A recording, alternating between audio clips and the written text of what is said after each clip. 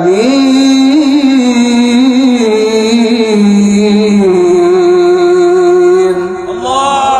রব্বুল আলামিন আজ থেকে 1450 বছর পূর্বে নবীজির উপরে কোরআন নামক নিয়ামত দান করলেন। কোরআন নামক নিয়ামত দান করে আল্লাহ তাআলা জানিয়ে দিচ্ছেন, নবীজি শোনেন, আপনার উম্মতদেরকে জানিয়ে দেন, এই দুনিয়ায় আমি মানুষদেরকে প্রেরণ করেছি, মানুষ পাঠিয়েছি।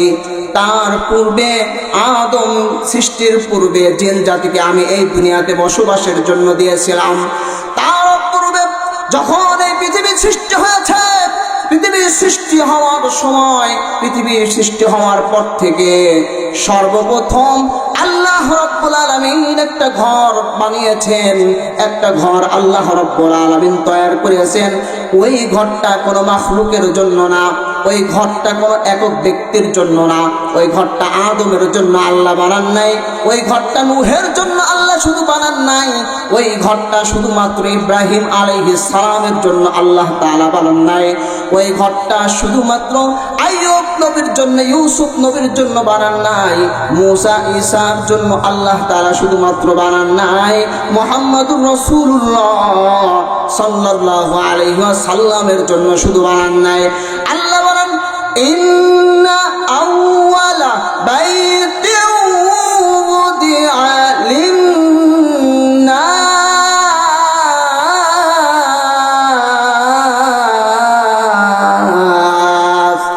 ইন্না মানে হলো নিশ্চয়, আউয়াল শব্দের অর্থ হলো প্রথম, বাইত মানে হলো ঘর, উদিআ লিন্নাস নির্মাণ করা হয়েছে। বুদিয়া শব্দের অর্থ হলো নির্মাণ করা হয়েছে, নিশ্চয় প্রথম ঘরটা নির্মাণ করা হয়েছে। আল্লাহ রাব্বুল আলামিন বলেন লিন্নাস, একজন মানুষের জন্য না, এক গোষ্ঠীর মানুষের জন্য না, এক সমাজের মানুষের জন্য না, এক দেশের মানুষের জন্য না। আল্লাহ বলেন লিন্নাস,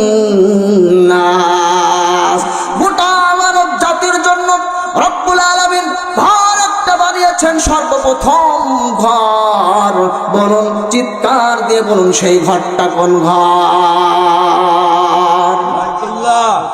বাইতুল্লাহ, কাবা ঘর, মসজিদে হারাম। আল্লাহ রাব্বুল আলামিন বলছেন, লাল্লাযী বিবাক্কাতা মুবারাকান ওয়া হুদান লিল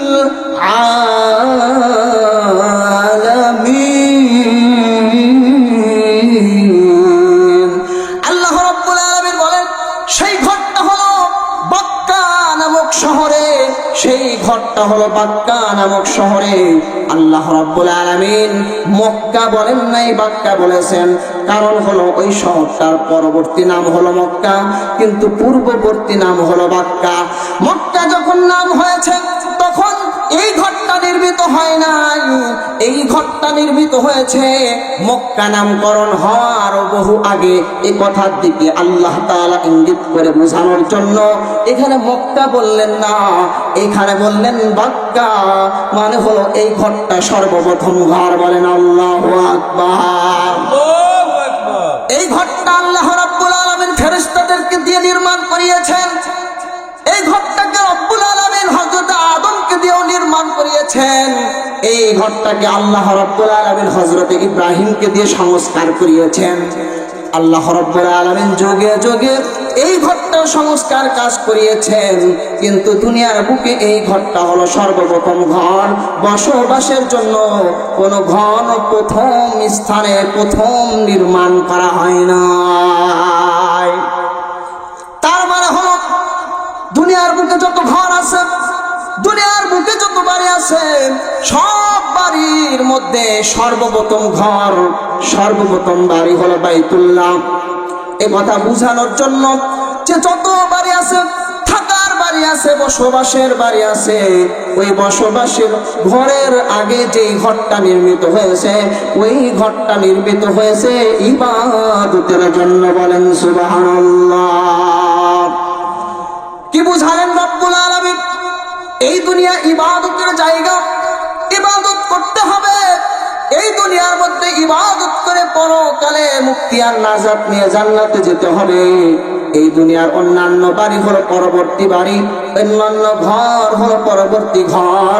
এই ঘর প্রথম ঘর না, প্রথম ঘর হলো বাইতুল্লাহ।